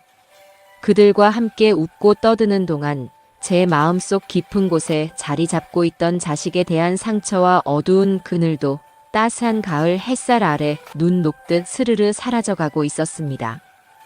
계절이 바뀌고 옷깃을 여미게 하는 찬바람이 불기 시작할 무렵이었어요. 그날은 문화센터서의 수업을 마치고 집으로 돌아오는 길이었습니다. 아파트 1층 로비의 소파에 낯익지만 너무나도 낯설어진 한 남자가 고개를 푹 숙인 채 앉아 있었죠. 입고 있는 작업복은 흙먼지로 더러워져 있었고 몇 달 사이에 반쪽이 된 듯한 얼굴은 거친 수염으로 뒤덮여 있었습니다. 제 아들 태우였어요. 저는 순간 그 자리에 얼어붙은 듯 멈춰 섰습니다. 심장이 철렁 내려앉았죠. 저를 발견한 녀석이 비틀거리며 자리에서 일어나 제게로 다가왔습니다. 그리고는 아무런 말도 없이 제 앞에 털썩 무릎을 꿇었어요. 로비를 지나가던 몇몇 이웃들이 놀란 눈으로 우리를 쳐다보았지만 녀석은 아랑곳하지 않았습니다. 아버지. 녀석의 목소리는 갈라지고 쉬어 있었어요. 제가 왔습니다, 아버지. 저는 아무 말도 하지 못하고 그저 녀석의 헝클어진 머리만 내려다보았어요. 무슨 말을 해야 할지, 무슨 표정을 지어야 할지 알 수가 없었죠. 녀석은 고개를 들어 저를 바라보았습니다. 한때는 허영과 거짓으로 가득 차 있던 그 눈은 이제 텅 비어 껍데기만 남은 듯 공허했어요. 그 눈에서 굵은 눈물 방울이 뚝뚝 떨어져 시멘트 바닥을 적시기 시작했습니다. 아버지, 제가 정말 잘못했습니다. 제가 죽일 놈입니다. 아버지를 그렇게 내쫓고 아버지 등 뒤에서 그런 끔찍한 짓을 저지르고. 저는 사람도 아닙니다, 아버지. 녀석은 말을 잇지 못하고 아이처럼 목 놓아 울기 시작했어요. 진심이었습니다. 지난번 제 집으로 찾아와 악을 쓰던 때와는 완전히 다른 뼛속 깊은 곳에서부터 우러나오는 진짜 후회의 눈물이었죠. 일어나거라. 여기서 이럴 게 아니다. 저는 녀석의 팔을 잡아 일으켜 세웠습니다. 녀석의 몸은 나뭇가지처럼 가늘고 힘없이 제게 이끌려왔어요. 저는 녀석을 데리고 집으로 올라왔습니다. 집 안에 들어선 녀석은 모든 것이 제자리인 듯 평온한 집의 풍경과 창밖으로 보이는 아름다운 강의 모습을 보며 다시 한번 눈물을 터뜨렸죠. 제가 아버지에게서 이 모든 것을 빼앗으려고 했습니다. 저는 녀석을 식탁 의자에 앉히고 말없이 부엌으로 향했어요. 그리고 쌀을 씻어 밥을 안치고 냉장고에 있던 재료들을 꺼내 능숙하게 저녁을 차리기 시작했죠. 지글지글 기름에 두부를 부치는 소리, 보글보글 김치찌개가 끓는 냄새가 어색한 침묵을 채웠습니다. 녀석은 그저 고개를 숙인 채 제 모든 행동을 지켜보고만 있었어요. 따뜻한 밥과 김이 모락모락 나는 찌개, 그리고 계란말이와 김치. 소박하지만 정성이 담긴 밥상을 녀석 앞에 차려주었습니다. 먹어라. 아버지, 저는 이거 먹을 자격이 없습니다. 자격 같은 소리 하지 마라. 나는 지금 죄인에게 밥을 주는 것이 아니라 내 아들에게 밥을 차려주는 것이다. 아무리 네가 밉고 네가 저지른 짓이 용서가 안 되어도 네가 굶는 꼴은 못 보겠다. 그러니 먹어라. 제 말에 녀석은 더 이상 거절하지 못하고 떨리는 손으로 숟가락을 들었어요. 그리고는 밥 한 술을 입에 넣고는 짐승처럼 서럽게 울기 시작했습니다. 밥알과 눈물이 뒤섞여 녀석은 한참 동안 음식을 삼키지도 뱉지도 못했죠. 저는 그저 묵묵히 녀석이 그 모든 것을 쏟아낼 때까지 기다려 주었습니다. 한참의 시간이 흐르고 녀석이 조금 진정이 되었을 때 저는 조용히 물었어요. 그 사람은 어떻게 되었냐? 정미요? 이혼했습니다. 자기는 이런 지옥에서 더는 못 살겠다고 위자료 한 푼 안 받고 도망치듯 떠났어요. 친정으로 갔는지 다른 남자를 만났는지 이젠 저도 모릅니다. 녀석은 텅 빈 눈으로 허공을 바라보며 말했어요. 모든 것을 잃은 사람의 표정이었죠. 저는 이제 어떻게 해야 할지, 어떻게 살아야 할지 정말 하나도 모르겠습니다, 아버지. 그냥 죽고 싶은 생각밖에 안 들어요. 저는 녀석의 맞은편에 앉아 그의 눈을 똑바로 쳐다보며 말했습니다. 죽는 것은 가장 쉬운 도망일 뿐이다. 진정한 속죄는 네가 망가뜨린 너의 인생을 네 손으로 다시 일으켜 세우는 것에서부터 시작되는 게야. 제가 할 수 있을까요? 저 같은 놈이. 돈은 단 한 푼도 줄 수 없다. 돈은 너를 더 깊은 구렁텅이로 밀어넣을 뿐이라는 것을 이제는 너도 알겠지. 대신 내가 너에게 다른 것을 주겠다. 내 힘으로 땀 흘려 돈을 버는 법, 그리고 쓰러져도 다시 일어서는 법을 가르쳐 주마. 저는 잠시 말을 끊고 제 거칠어진 손을 테이블 위에 올려놓았어요. 내가 젊었을 적에 공사판에서 페인트 칠을 했다. 여름에는 땀으로 목욕을 하고 겨울에는 손이 얼어붙어 감각도 없었지. 그때 배운 기술이다. 내가 아는 사람 중에 아직도 그 일을 하는 친구가 있다. 내일부터 너는 그 친구 밑으로 들어가서 맨 밑바닥부터 다시 배워라. 먼지를 뒤집어 쓰고 손톱 밑에 페인트가 낄 게다. 매일 밤 온몸이 쑤시고 아파서 잠도 못 잘 게야. 하지만 그렇게 한 달을 버티고 내 손에 첫 월급을 쥐게 되면 너는 비로소 알게 될 게다.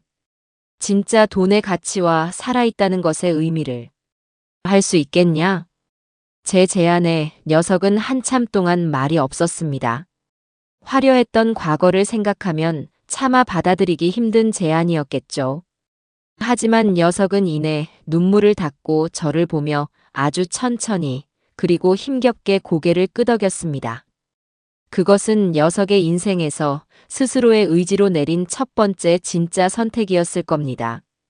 그 후 제 삶에는 또 하나의 새로운 일과가 추가되었어요. 바로 실버라이프 김영식이라는 이름의 유튜브 채널을 운영하는 것이었죠. 소희 씨의 도움을 받아 채널을 개설하고 서툰 솜씨로 첫 영상을 올렸습니다. 별다른 내용도 아니었어요. 그저 저희 집 베란다의 작은 텃밭에 심은 상추와 고추에 물을 주는 아주 평범한 일상을 담은 영상이었죠. 어르신, 이렇게 올리기만 하면 정말 누가 보긴 하는 거예요? 허허, 그러게나 말이오. 그래도 믿져야 본전 아니겠소. 그런데 신기한 일이 벌어졌습니다. 며칠 뒤 확인해 보니 몇백 명이나 되는 사람들이 제 영상을 본 것은 물론이고 그 아래에 따뜻한 댓글들을 남겨주었던 거죠. 할아버님, 영상 보고 마음이 너무 평화로워졌어요. 저희 할아버지 생각나네요. 와, 베란다 텃밭을 저렇게 잘 가꾸시다니. 비결이 뭔가요? 다음 영상도 기대할게요. 저도 오늘부터 상추 한번 키워봐야겠어요. 할아버님 파이팅! 저는 생전 처음 보는 사람들의 응원에 밤늦도록 댓글 하나하나에 답장을 달아주었어요. 가슴이 벅차오르는 기분이었죠. 저는 용기를 내어 그 후로도 꾸준히 영상을 올리기 시작했습니다. 제가 끓인 구수한 된장찌개 요리법, 문화센터 친구들과 함께 간 등산 풍경, 낡은 의자를 수리하는 모습 등. 제 소소한 일상은 누군가에게는 따뜻한 위로와 새로운 도전이 되어주고 있었습니다. 구독자 수는 어느새 수천 명을 넘어섰고, 저는 실버 유튜버, 지혜로운 할아버지 같은 쑥스러운 별명으로 불리게 되었죠. 아들 녀석에게서는 가끔, 아주 가끔씩 연락이 왔습니다. 첫 한 달 동안은 아무런 소식이 없어 혹시나 도망간 것은 아닌가 걱정도 했어요. 그런데 어느 날 저녁 모르는 번호로 전화가 걸려왔죠. 아버지, 접니다. 태우예요. 녀석의 목소리는 피곤에 지쳐 있었지만 이전처럼 공허하지는 않았어요. 그래. 무슨 일이냐? 오늘 처음으로 월급이라는 걸 받았습니다. 페인트 통 수십 개를 나르고 하루 종일 쭈그려 앉아 칠만 했더니 온몸이 부서질 것 같네요. 그런데 이상하게 마음은 편합니다. 제 손으로 직접 번 돈이라 그런가 봐요. 아주 적은 돈이지만 아버지께 제일 먼저 알려드리고 싶었습니다. 저는 아무 말 없이 듣고만 있었어요. 고생했다. 그 돈 허투루 쓰지 말고 밥부터 잘 챙겨 먹어라. 네, 아버지. 감사합니다. 정말 감사합니다. 전화는 그렇게 짧게 끊겼습니다. 하지만 그날 밤, 저는 오랜만에 아주 깊고 편안한 잠을 잘 수 있었어요. 그 녀석이 아주 느리지만 분명히 자신의 두 발로 다시 일어서고 있다는 것을 확인했기 때문이죠. 시간은 강물처럼 흘러갔습니다. 제 유튜브 채널 구독자는 어느새 10,000명을 훌쩍 넘어섰고, 저는 이제 동네에서 꽤 유명 인사가 되었죠. 소희 씨는 가끔 맛있는 케이크를 사들고 놀러와 제 채널의 구독자 10,000명 돌파를 함께 축하해 주었고, 문화센터 친구들은 저를 김 작가님이라고 부르며 다음 영상은 언제 나오냐고 성화를 부렸습니다. 오늘도 저는 여느 때처럼 햇살이 잘 드는 베란다 의자에 앉아 창밖으로 유유히 흐르는 강물을 바라보고 있었어요. 상추는 더 푸르게 자랐고 작은 방울토마토는 빨갛게 익어가고 있었죠. 문득 지난 1년 남짓한 시간 동안 제게 일어났던 일들이 주마등처럼 스쳐 지나갔습니다. 기침 소리 하나에 쫓겨나 찜질방을 전전하던 그 밤, 내 이름 석자가 적힌 등기부등본을 보며 결심하던 순간, 그리고 텅 빈 새 집에서 희망을 보았던 그날까지. 만약 그때 제가 그들의 모욕을 참고 그 집에 계속 머물렀다면 어땠을까요? 아마 저는 지금쯤 살아도 사는 것이 아닌 영혼이 말라비틀어진 채 하루하루를 연명하고 있었을 겁니다. 집을 판 것은 자식을 향한 복수가 아니었어요. 그것은 나 자신을 지키기 위한 나의 남은 인생에 대한 최소한의 예의이자 마지막 존엄을 되찾기 위한 최선의 선택이었습니다. 휴대폰이 띵동하고 울렸어요. 아들 녀석에게서 온 짧은 문자 메시지였습니다. 아버지, 오늘 저녁은 유난히 춥네요. 따뜻하게 입고 주무세요. 저는 그 문자를 한참 동안 바라보다가 희미하게 미소를 지었습니다. 그리고는 너도라는 짧은 답장을 보냈죠. 우리 부자의 관계가 예전처럼 돌아갈 수는 없을 겁니다. 깨진 그릇은 다시 붙일 수 없으니까요.